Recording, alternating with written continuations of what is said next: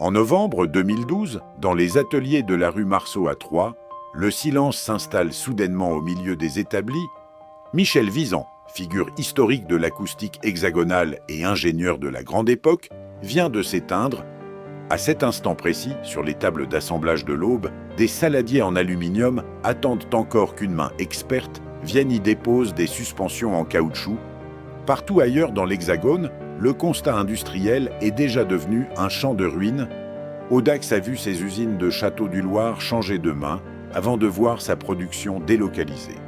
Siar Acoustique, l'ancien empire de Champigny-sur-Marne où Visan avait lui-même passé 7 années à concevoir des haut-parleurs, la partie mobile de l'enceinte qui pousse l'air pour créer le son, n'est plus qu'un souvenir digéré par des groupes internationaux. En ce début des années 2010, fabriquer un transducteur en France coûte désormais trop cher. L'importation asiatique inonde les auditoriums hi-fi, ces salons d'écoute spécialisés, où les revendeurs prenaient le temps de faire comparer les disques, et le public commence à déserter les chaînes hi-fi traditionnelles pour acheter des barres de son en grande surface. Pourtant, dans cette manufacture troyenne de quelques dizaines d'employés, un paradoxe physique continue de défier toute logique économique. Alors que les géants du secteur sous-traitent l'intégralité de leurs pièces, Davis Acoustics persiste à tresser des membranes en Kevlar à la main et à charger ses moteurs avec d'imposants aimants Ticonal au coût de revient exorbitant. 10 ans plus tôt, cette obstination artisanale passait pour une folie financière condamnée d'avance. Le problème n'était pas la qualité des coffrets en bois, le problème était un marché qui récompensait désormais la commodité immédiate plutôt que la vérité acoustique. Mais la véritable histoire de Davis Acoustics en France n'est pas la disparition d'un pionnier face à la mondialisation. C'est l'histoire d'une école du haut-parleur. Celle d'une famille qui a fait le pari qu'un point de colle posé au millimètre près pouvait encore résister à l'effondrement de la culture d'écoute française. Chaque semaine, nous racontons l'histoire des enceintes françaises, des marques hi-fi, des auditoriums et des manufactures qui ont façonné la manière dont la France a écouté la musique et ce qui s'est passé lorsque le marché a basculé vers la dématérialisation. Abonnez-vous si cette histoire de transmission acoustique vous parle. L'histoire ne commence pas par la nostalgie d'un catalogue, mais par un lieu précis, dans l'arrière-cour d'un pavillon de Saint-Maur-des-Fossés en 1986. Au milieu des années 1980, le paysage de la haute fidélité française, cette reproduction sonore qui cherche à rester fidèle à l'enregistrement, traverse une mutation silencieuse. Dans les salons hexagonaux, le disque vinyle commence à céder sa place au disque compact, imposant au système d'écoute une dynamique soudaine et des basses fréquences que les anciens transducteurs en papier ont parfois du mal à contenir sans tordre. À cette époque, le passionné de musique français qui souhaite assembler ses propres enceintes acoustiques, un appareil qui transforme un signal électrique en son audible dans l'air, se heurte à une frontière technique frustrante. Les catalogues de pièces détachées proposent soit des haut-parleurs importés hors de prix, soit des transducteurs domestiques dont les membranes traditionnelles manquent de rigidité. C'est précisément pour répondre à cette absence du marché qu'un ingénieur décide de reprendre sa liberté. Michel Visan n'est pas un novice. Formé à la grande école d'Audax dans le Maine-et-Loire, il a ensuite passé 7 années à diriger le bureau d'études de Siar Acoustique à Champigny-sur-Marne. Mais lorsque la prestigieuse marque du Val-de-Marne est absorbée par le géant américain Harman, Visan refuse de voir son savoir-faire dilué dans des logiques de rentabilité standardisées. En avril 1986, épaulé par son épouse Brigitte, il fonde Davis Acoustics. L'entreprise ne naît pas dans un complexe industriel ultramoderne, mais dans l'atelier attenant au pavillon familial, à Saint-Maur-des-Fossés. Les archives disponibles suggèrent que l'équipe initiale ne compte alors que 3 personnes, le couple fondateur et un monteur. Sur les établis de fortune, chaque bobine mobile, une bobine de fil attachée à la membrane qui bouge quand le courant la traverse, est centrée à la main et chaque saladier est vérifié à l'unité. Le problème n'était pas de fabriquer un haut-parleur de plus. Le problème était de maîtriser un matériau que l'industrie audio européenne maîtrisait encore mal. Le Kevlar.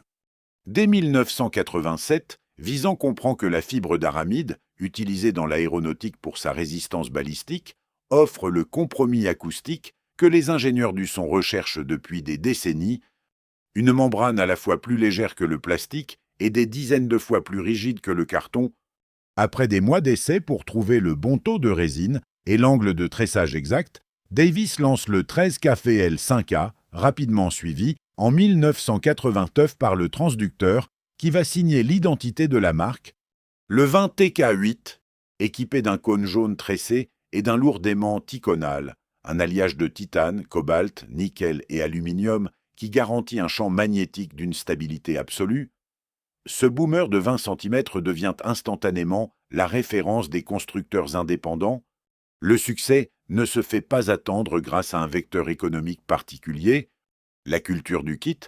Plutôt que de vendre des boîtes finies que les jeunes passionnés ne peuvent pas s'offrir, Davis commercialise des plans d'ébénisterie accompagnés des transducteurs et du filtre, un réseau électrique qui envoie le grave, le médium et l'aigu vers les haut-parleurs capables de les reproduire. Pour moins de 2000 francs de l'époque, l'équivalent d'environ 550 € d'aujourd'hui, en tenant compte de l'inflation, un étudiant ou un jeune ouvrier peut assembler dans sa chambre une paire de colonnes acoustiques capables de rivaliser avec des systèmes vendus 3 fois plus cher dans le commerce. Les revues techniques françaises de l'époque, comme le haut-parleur ou l'audiophile, s'emparent du phénomène. Les plans de montage s'échangent dans les ateliers de menuiserie amateurs et le badge jaune commence à se faire un nom dans le milieu fermé des concepteurs d'enceintes. Pourtant, cette force initiale allait bientôt devenir son propre piège. En s'enfermant dans le marché spécialisé de la pièce détachée, Davis Acoustics restait invisible du grand public. Pour survivre à la décennie qui s'annonçait, la manufacture ne pouvait plus se contenter de fournir les artisans de l'acoustique. Le transducteur jaune avait conquis les ateliers des passionnés. Il lui fallait maintenant franchir les portes les plus exigeantes de France, celles des auditoriums hi-fi. Au tournant des années 1990, franchir le seuil d'un auditorium parisien ou lyonnais pour y faire écouter une nouvelle marque relève de l'épreuve initiatique. Dans ces temples feutrés de la haute fidélité, les revendeurs, ces spécialistes locaux dont le jugement pouvait faire ou défaire la réputation d'un constructeur, ne se contentent pas de lire les fiches techniques. Ils installent les enceintes en auditorium, s'asseyent au centre de la pièce et lancent des enregistrements acoustiques d'une exigence absolue, cherchant la moindre trace de coloration dans le bas médium ou la plus petite dureté dans le haut du spectre. À cette époque, Davis Acoustics n'est encore, aux yeux des réseaux de distribution officiels, qu'un brillant fournisseur de pièces détachées pour amateurs avertis. Pour s'imposer sur les étagères des magasins spécialisés face aux mastodontes britanniques et aux références allemandes, la marque de Saint-Maur-des-Fossés doit opérer sa mue industrielle, commercialiser ses propres enceintes montées. En 1991, l'entreprise franchit une première étape décisive avec le lancement de la Christelle. Conçue au départ comme un super kit haut de gamme, cette monumentale colonne à 3 modules séparés démontre que les transducteurs de Michel Visan peuvent animer un système de prestige sans aucune limite physique. Mais c'est en 1993 que la véritable percée commerciale a lieu avec la présentation de la DK200. Sur le papier, cette colonne acoustique intègre les principes acoustiques que la marque peaufine depuis 7 ans, associée à une ébénisterie traditionnelle. L'explication technique de cet objet révèle la philosophie acoustique intégrale de la manufacture. À la base du coffret, la boîte en bois composite qui maintient les haut-parleurs et influence leur interaction avec l'air, un évent basse réflexe, une ouverture calibrée qui utilise le mouvement de l'air interne pour renforcer le grave, permet au transducteur de basse fréquence de respirer sans générer de bruit d'écoulement. Au centre de la façade trône le fameux boomer médium, à membrane Kevlar tressée, chargé de reproduire les fréquences centrales, là où vivent la plupart des voix humaines et l'essentiel des instruments acoustiques. Enfin, les hautes fréquences comme les cymbales, les harmoniques des cordes et les détails de la respiration d'un chanteur sont confiés à un tweeter, un petit transducteur à dôme souple conçu pour monter très haut sans agressivité auditive. L'ensemble est orchestré par un filtre méticuleusement câblé en l'air afin d'éviter les pertes de signal. Proposé à un tarif public avoisinant les 5000 francs la paire, un prix qui la place en concurrence directe avec les best-sellers d'importation, l'ADK 200 provoque une onde de choc dans le milieu des revendeurs. Lors des démonstrations organisées dans les auditoriums IFI des grandes enseignes parisiennes comme Cobra ou Magma, l'enceinte impose une signature sonore qui tranche avec les modes de l'époque, là où de nombreux concurrents creusent le médium pour donner une impression artificielle de clarté et de gravimédia, la colonne française restitue la matière des instruments avec une franchise déconcertante. L'image stéréo, cette illusion acoustique que les musiciens apparaissent physiquement entre et autour des deux enceintes, s'y déploie avec une profondeur remarquable.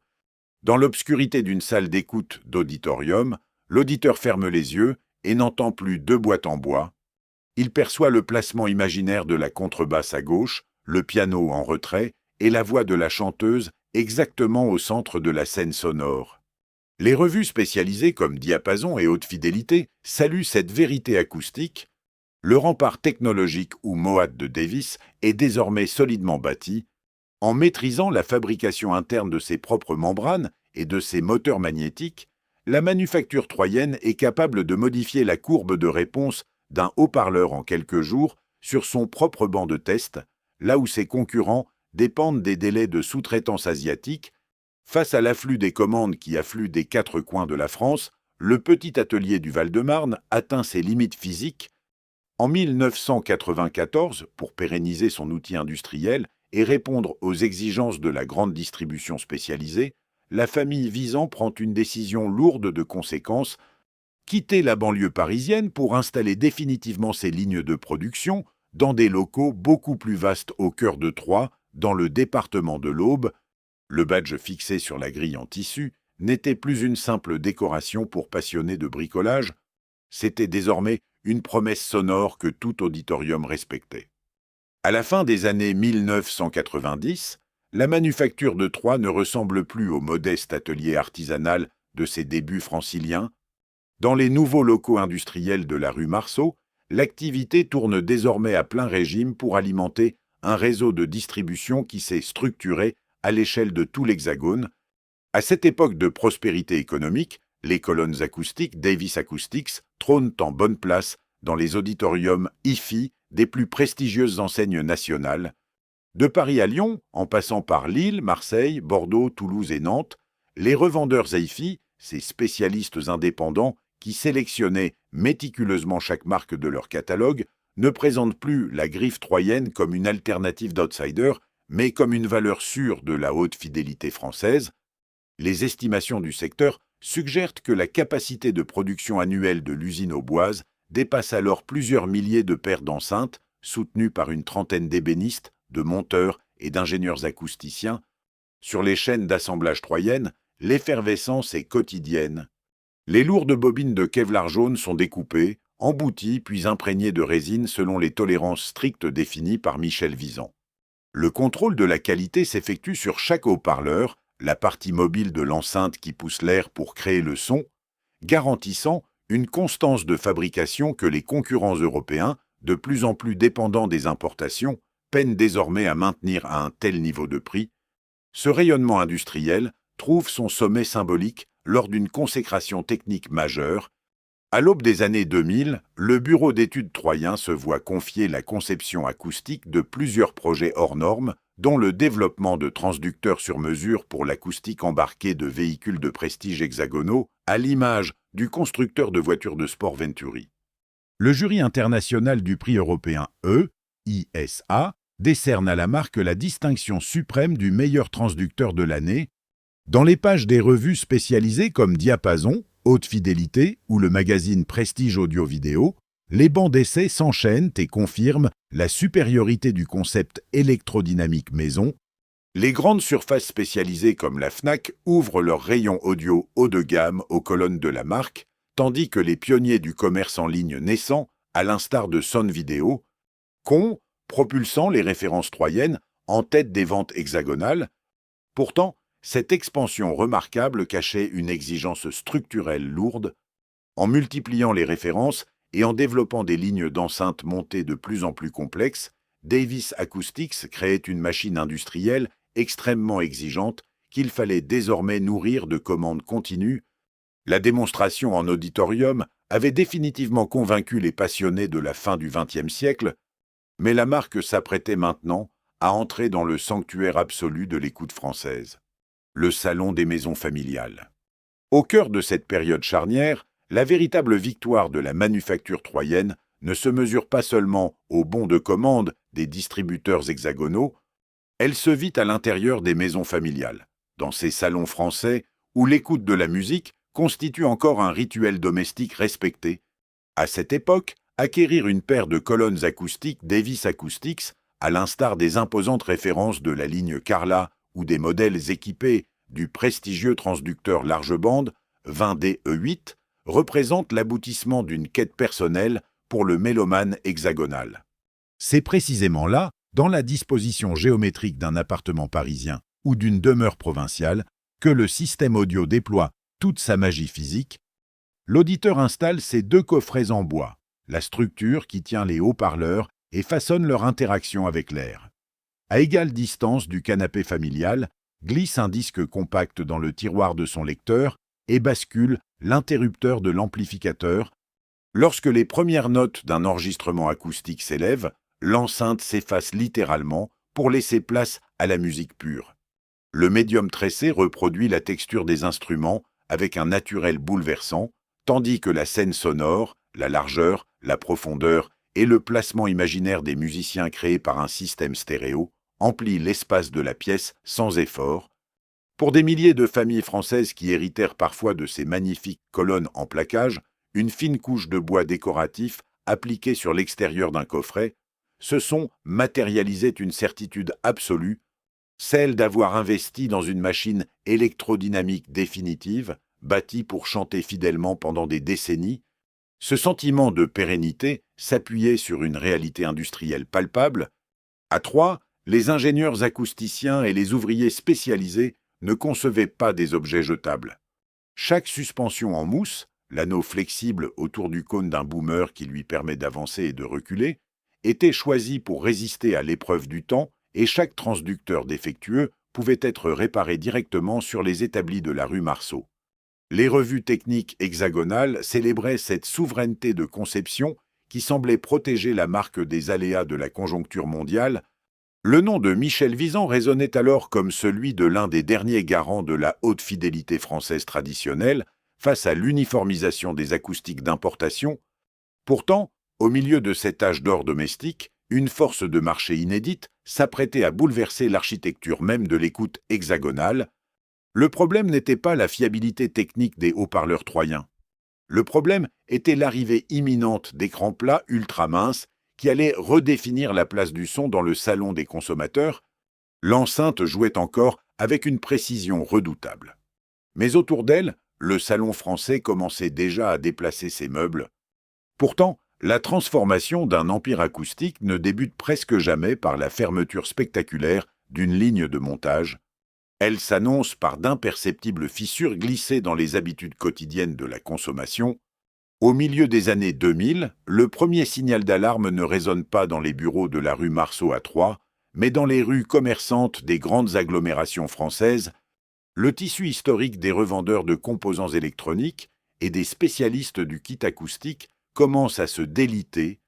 À Paris, dans le célèbre quartier dédié à la radioélectricité de la Nation, les enseignes emblématiques baissent le rideau les unes après les autres.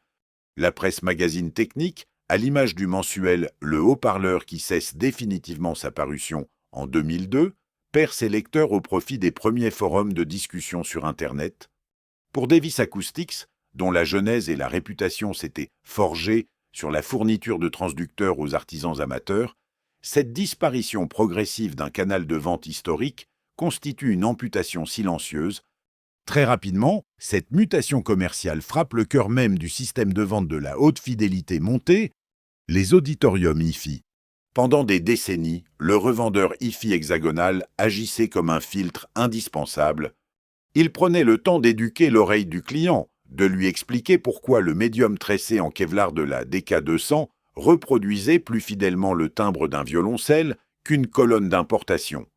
Mais avec la démocratisation des comparateurs de prix en ligne et la montée en puissance des géants du commerce digital, le comportement du public bascule.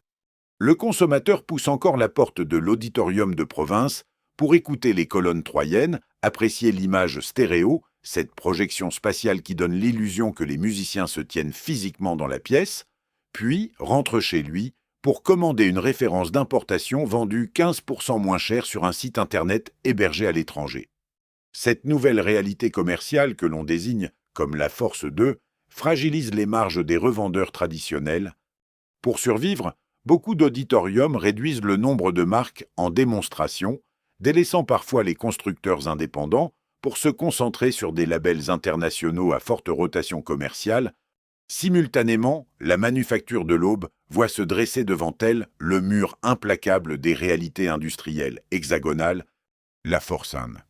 Produire une enceinte acoustique, un appareil qui transforme un signal électrique en son audible dans l'air, intégralement en France, impose de supporter des coûts structurels que la concurrence internationale esquive désormais massivement. Les cours des matières premières s'envolent. Le prix du bois médium MDF, indispensable au coffret, la structure composite qui maintient les haut-parleurs et contrôle leur résonance interne, les tarifs des plaquages en bois véritables, mais surtout les coûts d'approvisionnement des métaux rares nécessaires au circuit magnétique, pèsent lourdement sur la trésorerie de l'entreprise. Là où un best-seller d'importation intègre un aimant en ferrite, usiné par des chaînes automatisées en Asie du Sud-Est, Michel Visan continue d'exiger des circuits en alnico ou des moteurs électrodynamiques assemblés manuellement sur les établis troyens. Cette uncompromising fidélité à l'école française du transducteur génère un paradoxe commercial intenable. La qualité mécanique, qui avait fait la réputation de la marque, rendait désormais son positionnement tarifaire de plus en plus difficile à justifier auprès d'un public non averti. Ce déséquilibre structurel ouvre grand les portes du marché hexagonal à la force 3, l'offensive des importations à bas coût et des packs intégrés. À mesure que le téléviseur cathodique disparaît des foyers hexagonaux au profit des écrans plats, les linéaires des grandes surfaces comme Carrefour ou Auchan, mais aussi les rayons spécialisés des magasins d'électroménager, se remplissent de systèmes home cinéma d'importation vendus clé en main.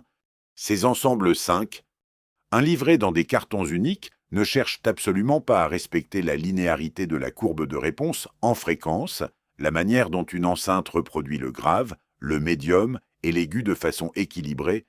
Ils misent sur un grave outrancier généré par un caisson de basse, une enceinte dédiée exclusivement à la reproduction des très basses fréquences, et sur des satellites miniatures en plastique. Le piège se referme alors sur l'ingénierie traditionnelle. Le consommateur français ne compare plus les performances acoustiques sur des enregistrements acoustiques complexes. Il évalue l'encombrement physique du système et son intégration visuelle autour du téléviseur familial. La promesse sonore d'une manufacture locale restait techniquement irréprochable, mais la logique commerciale du marché hexagonal venait définitivement de changer de direction. Mais la véritable rupture qui vient frapper l'ébénisterie troyenne au tournant des années 2010 ne s'explique ni par le cours du Kevlar, ni par l'offensive chinoise. Elle relève d'un changement tectonique, la force 5. En l'espace d'une demi-décennie, la dématérialisation musicale, l'arrivée des smartphones et l'essor du streaming, cette diffusion instantanée de fichiers audio via Internet sans support physique, rebat les cartes de l'acoustique domestique. Le salon français change de fonction. La nouvelle génération de consommateurs ne veut plus consacrer 2 mètres carrés au sol pour y poser d'imposantes colonnes en bois, ni s'encombrer d'un amplificateur, l'électronique lourde qui alimente les enceintes, reliée par d'épais câbles en cuivre.